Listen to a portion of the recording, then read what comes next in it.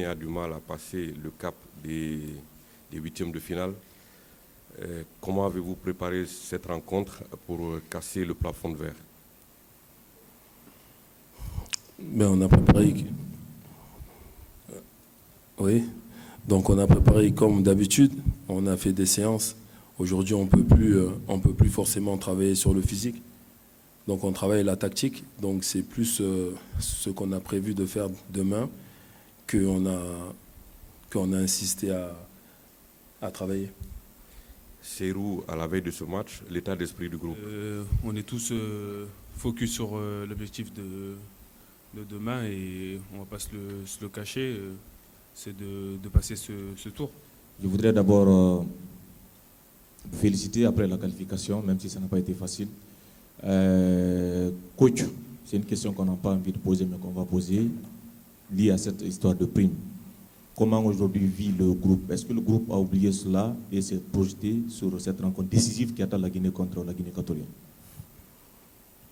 Mais si elle était difficile, il ne fallait pas la poser la question. Après, franchement, oui, ce n'est pas l'idéal pour préparer un huitième de finale qui revêt un caractère historique pour le pays. Mais après, on est des professionnels et on se doit de faire ce qu'il faut. Donc, bon, on l'a préparé. Après, demain, on joue. Une fois que le ballon il est tiré, peu importe la préparation,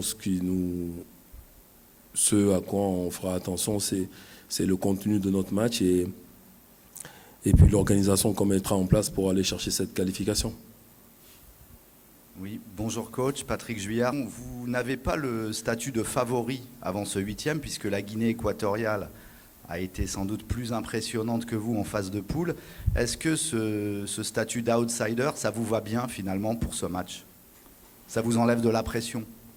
Non, après vous savez, nous on sort d'une élimination face à la Gambie il y a 2 ans où justement on nous prêtait le costume de favori. Donc je crois pas. Je pense qu'à partir des huitièmes de finale, peu importe qui on prend, voilà, il y a 90 voire 120 voire les pénaltys pour aller chercher ce quart de finale. Donc si vous dites qu'ils sont favoris, tant mieux. Nous on se prépare et puis on essaiera de se qualifier tout simplement.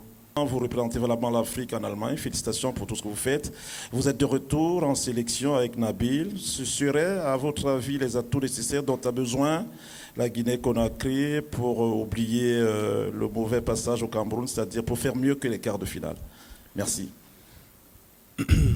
Merci pour la question. Non, après, voilà, c'est un projet collectif. Après, voilà, il y a pas mal de joueurs qui ont rejoint la sélection et bien sûr qu'on ne va pas se le cacher, on est venu pour aider la sélection à passer un cap et il va falloir le montrer dès demain. Ma question à vous, Serhou Guirassy, on a tous appris cette histoire de prime qui est arrivée à l'hôtel là-bas. Il y a énormément d'informations qui circulent. Certains disent qu'on vous a donné les 10 000 mais que vous ne voulez pas, vous voulez plus.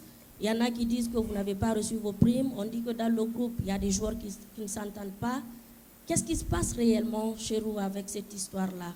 Finalement, et tout ce qui se passe, est-ce que ça ne va pas affecter ce match important qu'on a à jouer demain face à la Guinée équatoriale? Je vais être un peu longue, pardonnez-moi, parce qu'aujourd'hui, même au pays, rares sont les personnes qui croient en une qualification en quart de finale. Merci.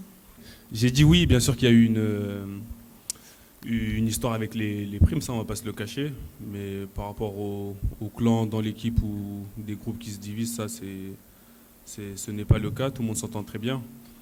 Après, voilà, comme je l'ai dit, sur Internet on peut lire pas mal de choses, mais après ça c'est la loi du sport, j'ai envie de dire. Pas mal de choses erronées, mais voilà, nous on sait ce qui se passe ou ce qui ne se passe pas, mais comme je l'ai dit, l'objectif, ça reste le match de demain, comme le coach l'a dit, et la qualification. Coach, vous jouez contre une équipe de la Guinée équatoriale qui, tactiquement, est disciplinée. On a vu contre la Côte d'Ivoire, elle a laissé la Côte d'Ivoire jouer, elle a profité des contre-attaques. Selon vous, avec le statut qu'on vous affiche actuellement d'outsider, est-ce que ce n'est pas une manière de vous déconcentrer et encore vous laisser surprendre, comme ce fut le cas lors de la précédente édition face à la Gambie, que personne ne voyait vous battre? Mais en fait, c'est un peu différent parce que face à la Gambie, on avait joué sans deux de nos meilleurs joueurs, qui étaient Nabi et Isiaga. Et surtout, on avait 2 ans de moins. Moi, c'était ma première fois. Donc, j'ai appris de ça. Et d'ailleurs, c'est pour ça aussi que lors du 3e match de poule, on a procédé à des changements, nous permettant aujourd'hui de compter sur tout l'effectif. Après, moi, c'est juste une affaire de choix maintenant, parce que pratiquement tout le monde est là. On a encore un entraînement cet après-midi. Il faut mettre les choses en place pour aller justement vaincre ce signe indien, parce que demain, si on gagne, c'est la première fois dans l'histoire de notre football qu'on passera un match à élimination directe. Donc ce match, il vient bien, en fait. Il arrive à un bon moment, ça marquera la progression d'un groupe, d'une méthode, et c'est pour ça qu'on se doit de se qualifier demain. Ben c'est un ensemble de choses. Nous, on a bien bossé durant notre stage. On a décidé de jouer d'une certaine manière. Donc ceux qui ont observé nos matchs, ils se rendent bien compte qu'on est bien meilleur qu'en 2021. On se connaît mieux aussi. Et puis franchement, depuis presque 2 ans maintenant, on a ramené des joueurs d'une autre stature. Et c'est ça qu'il faut démontrer demain. En fait, c'est pas forcément que on a grandi ou que moi j'ai grandi. Vous savez, les matchs couperés, il faut pas les jouer, il faut les gagner. Donc de miser sur l'attaque ou la défense, j'ai presque envie de dire que c'est pas notre problème. Il faut gagner, c'est tout. Même si c'est au pénalty, il faut gagner demain. Coach, est-ce que cette brouille au sein de l'équipe, personnellement, ne vous affecte pas un peu, surtout quand on sait que vous avez un défi à relever? Vous l'avez dit tout de suite, franchir cette étape des 8e de finale, qui sera une première pour la Guinée, de gagner un match à éliminatoire direct à la phase finale de la Coupe d'Afrique des Nations. Et si tel est le cas, qu'est-ce que vous avez fait pour remobiliser encore la troupe pour que vous puissiez atteindre cet objectif? Merci. Mais vous savez, voilà, vous l'avez dit, c'est un match historique demain, on le sait. On sait aussi qu'on est en mission. Avant de partir, on est passé récupérer le drapeau des mains du président. Donc les joueurs le savent, nous, staff, on le sait. Peu importe ce qu'il y a eu, c'est peut-être pas la préparation idéale, c'est clair, mais on a encore aujourd'hui, on a eu hier. J'ai des professionnels en face de moi, des joueurs qui ont décidé de porter ce maillot-là. Ils savent la responsabilité que l'on a, moi le premier. Et nous, à notre époque, on n'avait pas réussi à gagner. On se retrouve là, après avoir fait encore un échec en 2021. Je l'ai dit, on a une bien meilleure équipe. Donc maintenant, peu importe la préparation, on a encore cet entraînement de cet après-midi. Et la nuit de ce soir pour encore peaufiner un petit peu. Et demain à 17h, il n'aura pas question de qu'est-ce qui s'est passé avant. Ce qui comptera, c'est ce qui va se passer demain pendant le match.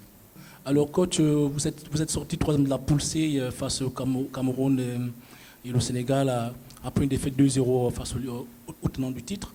Alors coach, demain vous avez en face une équipe d'Aguinée-Côté qui est très réaliste, disciplinée défensivement, mais également qui possède par des contre-attaques, des attaques bien placées. Est-ce que vous avez trouvé la formule nécessaire qui va vous permettre d'annihiler des actions offensives, mais également mettre un peu Juet demain en difficulté? Qui est le meilleur buteur de la CAN? Il n'y a pas de formule idéale. Je pense que la formule, c'est de gagner. Ces matchs-là, je l'ai dit, on ne sait pas faire, nous. On se met peut-être trop de pression. On veut tellement arriver à gagner ce premier match que peut-être qu'il faut jouer à 11 contre 0. Je ne sais pas. On va peut-être inventer un schéma tactique. Mais non, je vous dis franchement, on les a étudiés. Ils ont fait une bonne phase de poule. Mais on sait très bien, pour l'avoir été dans ce cas-là, que la phase de poule et les matchs de couperés, ça n'a rien à voir. Là, c'est une autre CAN qui débute. Et c'est pour ça que ça devient chaud. Il faut être prêt. Après, quoi mettre en place ou qu'est-ce qu'eux, ils ont de bien ou de pas bien, il faudra juste gagner demain. Et j'insiste vraiment là-dessus, il faudra juste gagner, quoi. Alors, on sait que le groupe C a été qualifié comme le groupe de la mort. Et apparemment, cette mort se poursuit parce que le Sénégal, qui était premier, a pris le pays organisateur. Le deuxième a pris le Nigeria, qui a 3 étoiles. Et finalement, vous, troisième, vous êtes tombé sur la Guinée équatoriale. Est-ce que finalement, on dit que voilà, heureusement, on a été troisième? Non, on ne peut pas dire ça. On pourra dire ça si on se qualifie demain.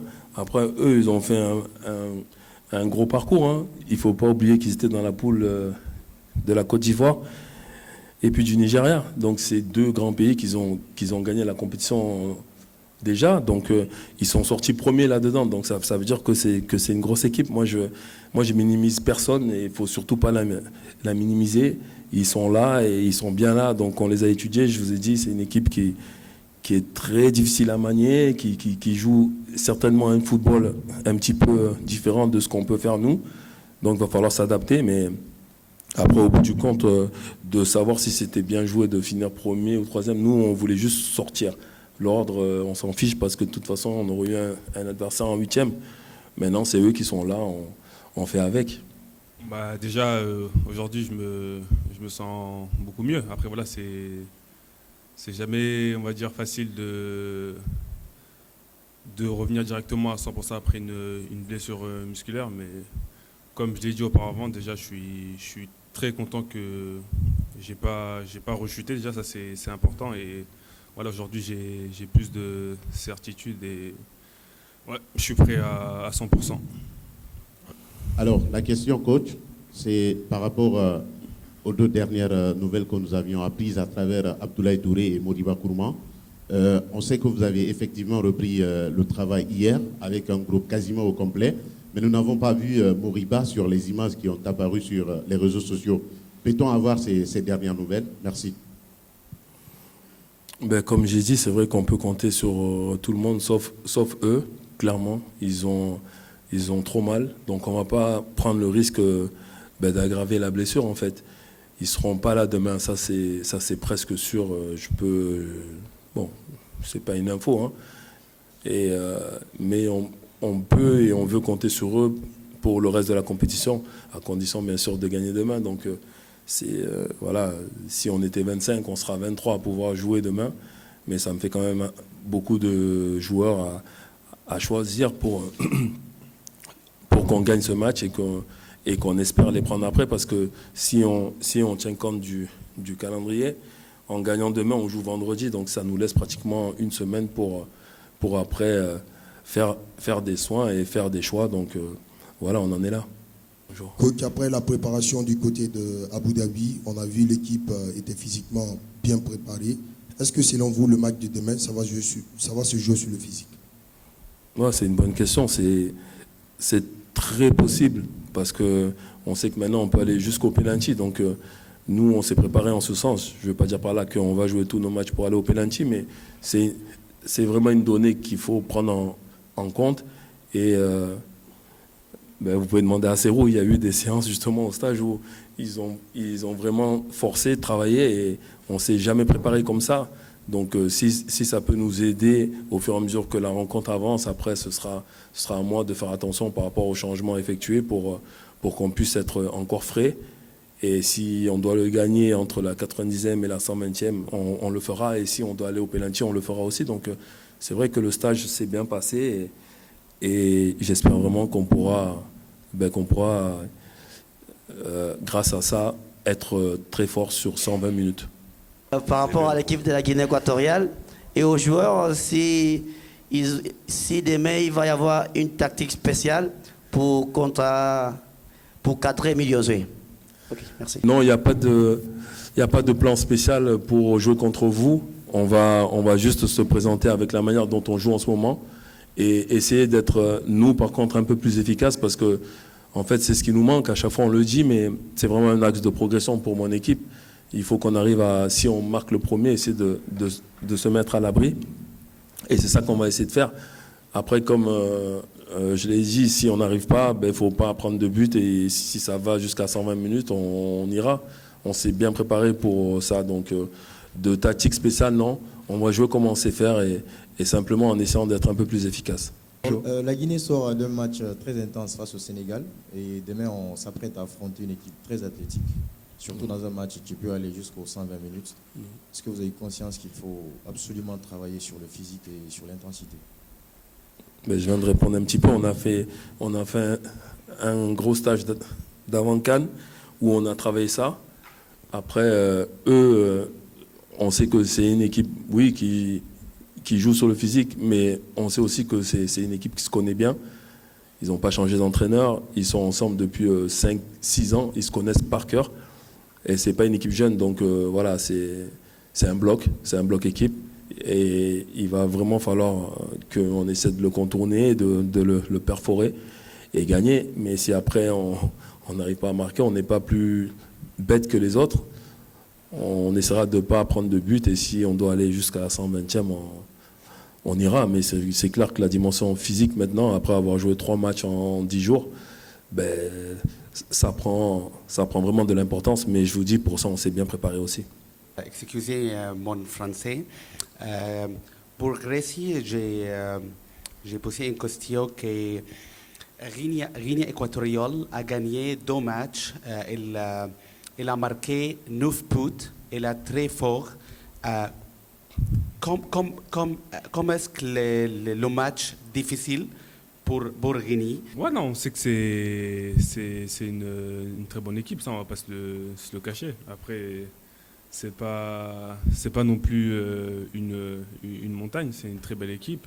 Mais nous aussi, on a une belle équipe et ça va être un match acharné, ça, on le sait. Et voilà, comme le coach il l'a dit, il va falloir faire un très bon match pour pouvoir passer. Et c'est ce qu'on va essayer de faire demain. On a écouté avec intérêt l'intervention du coach disant signe indien.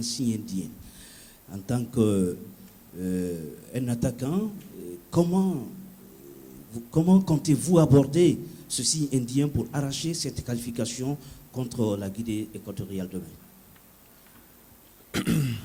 Déjà, pour répondre à votre question, ça ne va pas être le premier match pour chacun de nous. On a tous joué des matchs auparavant, que ce soit en sélection ou en club. Après, je ne pense pas que la préparation elle va changer d'habitude. Voilà, c'est comme tous les matchs, il faudra être très, très concentré. Et comme le coach l'a dit, il va falloir être très, très efficace parce que voilà, c'est une équipe qui défend très bien et qui joue souvent en contre. Donc, il va falloir être très, très efficace sur nos situations et piquer quand on pourra le faire, tout simplement.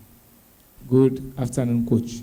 I'm actually asking that playing against a team that has been banging in goals and of course has the highest goal scorer at the moment, is that a threat in any way towards your campaign to cross the round of... Non, franchement non. Ils ont marqué beaucoup de buts, c'est bien pour eux. Après on a vu les matchs aussi, on a vu qu'on pouvait les mettre en difficulté aussi. Après c'est la Côte d'Ivoire à son tour qui n'avait pas été efficace parce qu'on a vraiment regardé la vidéo, donc ça aurait pu être un 4-0 dans l'autre sens aussi. Donc c'est vrai qu'ils ont été très efficaces lors du premier tour, mais ils ont aussi des failles en défense. C'est à nous de bien se positionner et puis de faire les bonnes combinaisons pour aller les mettre en difficulté. Donc franchement, je le dis, c'est une bonne équipe. Ils ont fait un très bon premier tour, mais c'est un autre tournoi qui commence demain. La même question que je posais à l'autre coach, Juan Metia, 24 ans après, parce que le dernier match contre la Guinée, c'était en 2000. Qu'est-ce qu'on attend de la Guinée demain contre la Guinée équatoriale? Qu'est-ce que vous allez nous proposer demain? On attend de montrer qu'on est la meilleure Guinée, tout simplement. Eux, c'est la Guinée équatoriale. Même quand on joue contre la Guinée-Bissau, c'est des derbies. On sait que c'est nos cousins, il n'y a pas de problème là-dessus, mais on a vraiment un gros match à faire demain. C'est un match pour nous qui compte pour l'histoire, donc ça compte dans la préparation aussi, ça comptera dans ma causerie. Ils le savent, les joueurs, ils sont prêts, donc on va essayer de démontrer qu'on est meilleur qu'eux, tout simplement. C'est la fin de notre conférence de presse. Merci à vous, merci coach, merci Serhou et bonne chance. Merci. Pour demain.